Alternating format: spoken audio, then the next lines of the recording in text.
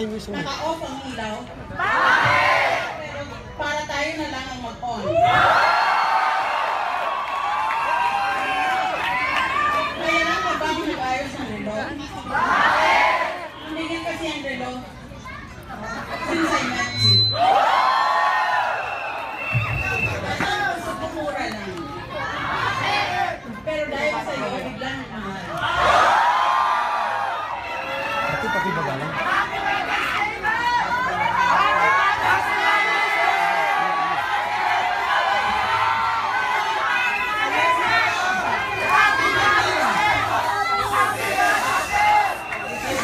Ikaw partido na hindi nagdakaw ng pera.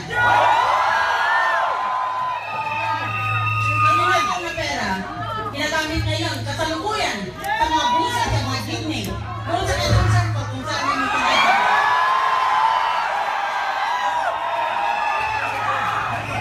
Bumana ko doon. Kitang-kita ko na dalawang mata ko. Mga babae. Mga babaeng na tao na may hawak-hawak na envelope.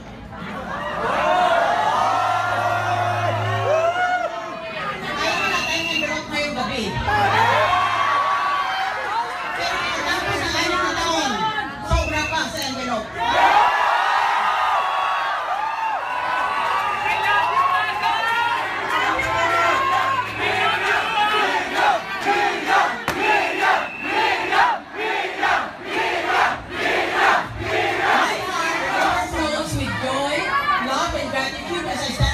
Today. I am surrounded by familiar faces and faces of those who inspired me to run for president, those who gave me reason to keep fighting, and those who can and will change the course of this nation. Kaya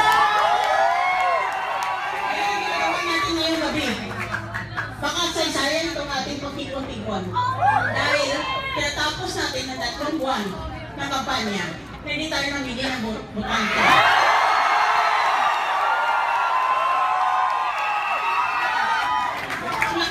Yung mga nagsasabing sila daw magaling na magiging presidente. Paglabas ng pera nila, saan nila kinuha ang pera? Yung pag-minuto mo yun, sa Lunes, sa Martes, mag-upisa na yung magdako ng pera.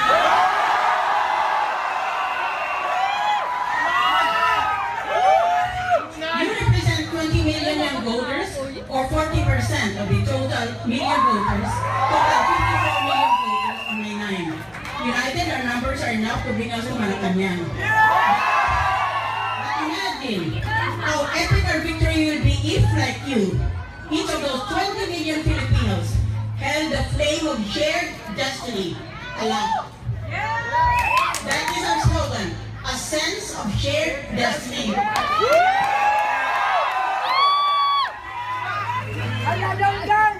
Pag nadakaw ako, bibigay kong iba sa iyo.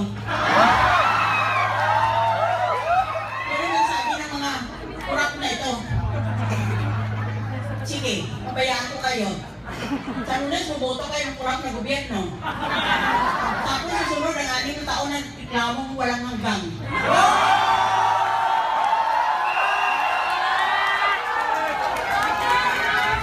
As you make the final appeal for principal votes, ask that I pass on this message. We need leaders with academic, professional, and moral excellence.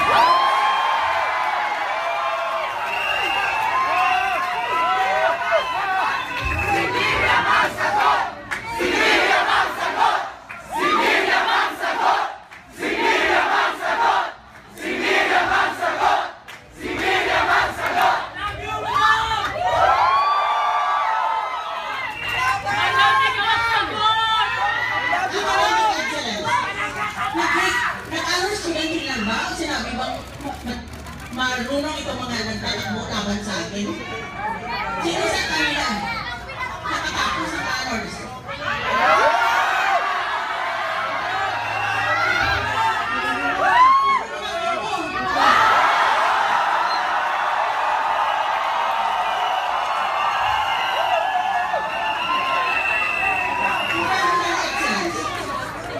Dapat kilala siya pag graduate sa college. Nung matino siya na practitioner kurso niya.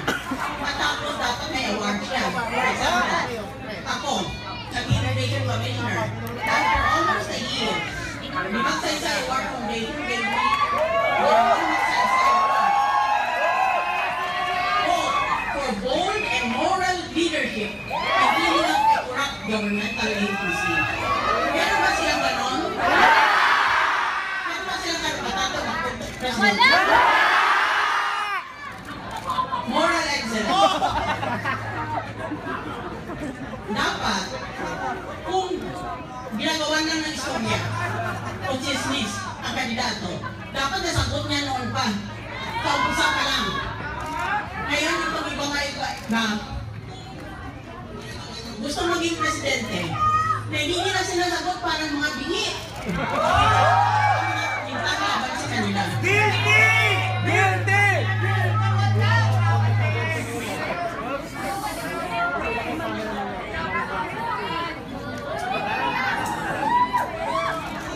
Okay lang tayo ngayon kung bala doon sa Quezon Circle.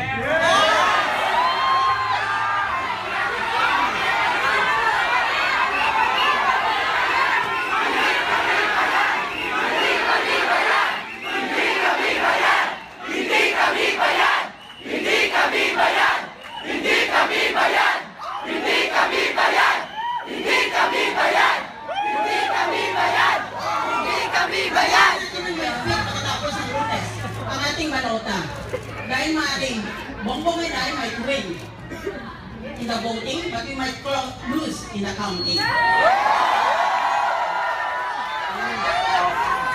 I challenge those 5 people who are not fit to be president